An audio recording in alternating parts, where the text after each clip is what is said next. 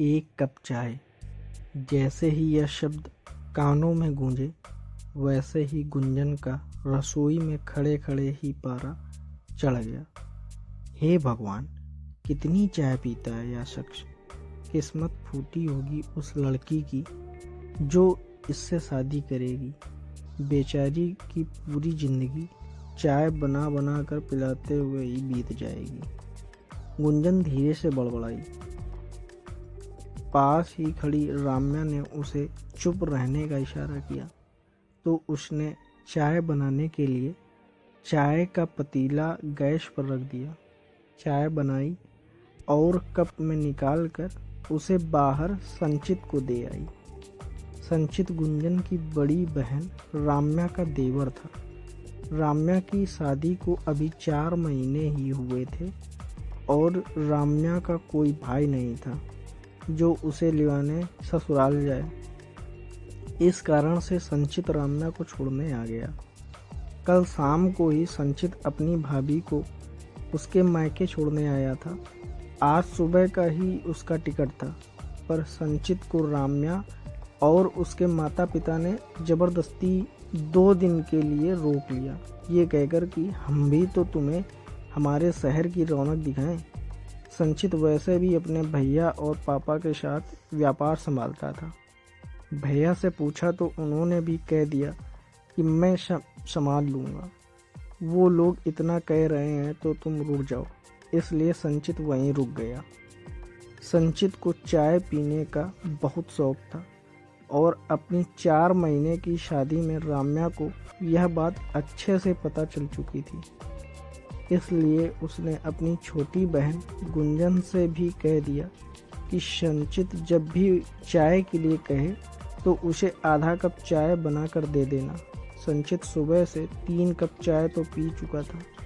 सुबह की 2 चाय तो पापा मम्मी के साथ ही हो चुकी थी। गुंजन और राम्या तो चाय पीते नहीं थे। जबकि एक चाय पड़ोस के सुधाकर अंकल आए तो उनके साथ, और अब फिर 1 कप चाय का ऑर्डर मिल गया। सुबह से गुंजन ही चाय बना रही थी और उसकी आदत थी कि चाय बनाने के बाद वो चाय के बर्तन को धो दिया करती थी। लेकिन आज सुबह से कई बार तो चाय बना चुकी थी और कई बार यह बेचारा पतीला धुल चुका था, इसलिए वो चिढ़कर बैठी हुई थी। थोड़ी देर बाद नाश्ते से फ्री होकर गुंजन फटाफट बर्तन धोने लगी, क्योंकि पापा ने कहा था कि बाहर घूमने जाना है। लेकिन तभी बाहर से पापा की आवाज़ आई, अरे गुंजन, ज़रा 1 कप चाय तो बना लाना। सुनते ही गुंजन ने जो बर्तन हाथ में था जोर से सिंक में पटका, जिसकी आवाज़ बाहर तक सुनाई दी। क्या हुआ गुंजन? मम्मी ने आवाज़ लगाई। कुछ नहीं मम्मी, बर्तन हाथ से छूट गया, रसोई में काम करती हुई राम्या ने कहा और गुंजन के पास आकर धीरे से बोली, क्या हरकत कर रही है तू? क्यों एक चाय के पीछे मेरी और मेरे मायके की इमेज की ऐसी की तैसी करवाना चाहती है? हे भगवान दीदी, तुम्हारा ये देवर तो हद है। अब तो हमारे चाय के कप भी कहने लग गए हैं। कितनी बार मुंह लगाएगा ये हमें? जितना खुद तेरा देवर अपनी ज़िंदगी में नहीं नहाया होगा ना, उतनी बार तो मेरे पतीले और कप ने नहा लिया आज। बेचारे अब तो वो भी हाथ जोड़कर कहने लग गए कि बहन, और कितना नहलाओगी हमें? गुंजन की बातें सुनकर राम्या की हंसी छूट गई, पर फिर चुप करते हुए चुपचाप उसने चाय चढ़ा दी। थोड़ी देर बाद सब लोग तैयार होकर बाहर घूमने निकल गए। पूरे दिन भर सब ने एंजॉय किया और रात को बाहर ही डिनर कर सब लोग घर आ गए। घर में घुसे ही थे कि इतने में संचित ने राम्या से कहा, भाभी 1 कप चाय हो जाए। जिसे सुनते ही राम्या ने पलटकर गुंजन की तरफ देखा, जो उस समय गुस्से में राम्या को ही देख रही थी। इतने में मम्मी ने गुंजन से कहा, गुंजन खड़ी क्या है, फटाफट बना ले बेटा। ठीक है मम्मी, कहकर गुस्से में ही गुंजन रसोई में गई। पीछे पीछे राम्या भी रसोई में आ गई। क्या हुआ गुंजन, राम्या ने उसे छेड़ते हुए कहा। जी चाहता है तुम्हारे देवर को इसी चाय में डुबा डुबा कर मार दूं। हाँ तो मार दे, वो तो मरने को तैयार है तेरे हाथों। क्या मतलब? गुंजन ने हैरानी से पूछा।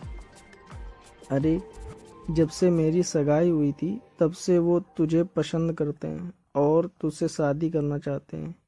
इसीलिए तो इनके भैया ने खुद काम का बहाना बनाकर इन्हें यहाँ भेजा है ताकि तू भी इन्हें समझ ले। तेरे जीजा जी ने साफ कहा है कि अगर तुझे यह रिश्ता मंजूर है तो ही बात आगे बढ़ेगी। दीदी इससे शादी? और सब तो ठीक है लेकिन क्या? हे भगवान, कितनी चाय पीता है ये इंसान। मैं तो चाय बनाते बनाते और बर्तन धोते धोते पागल हो जाऊंगी। मेरी तो पूरी जिंदगी रसोई में ही कट जाएगी। कुछ मैं चाय पीना कम कर दूंगा और कुछ तुम चाय पीना शुरू कर देना। थोड़ा मैं बदलूंगा, थोड़ा तुम बदल जाना। कभी मैं तुम्हें चाय अपने हाथों से बनाकर पिलाऊंगा तो कभी तुम मुझे पिला देना। बस यूं ही जिंदगी जी लेंगे हम। संचित ने रसोई में आते हुए कहा। सुनकर राम्या की हंसी छूट गई, जबकि गुंजन के चेहरे पर शर्म की लालिमा छा गई। पीछे से मम्मी भी रसोई में आ गई। ले, अब तो तेरे लिए चाय बनाना तक सीखने को तैयार हो गया। और क्या चाहिए? अब तो बोल हाँ है या नहीं। आखिर गुंजन ने मुस्कुरा कर हाँ कर दी। कुछ महीनों बाद उन दोनों की शादी कर दी गई और आज संचित और गुंजन दोनों साथ मिलकर ही चाय पीते हैं। दोस्तों, चैनल पर अगर पहली बार आए हैं तो चैनल को सब्सक्राइब कर लें और ये वीडियो अगर आपको अच्छा लगा है तो लाइक, कमेंट और शेयर कर दें। धन्यवाद।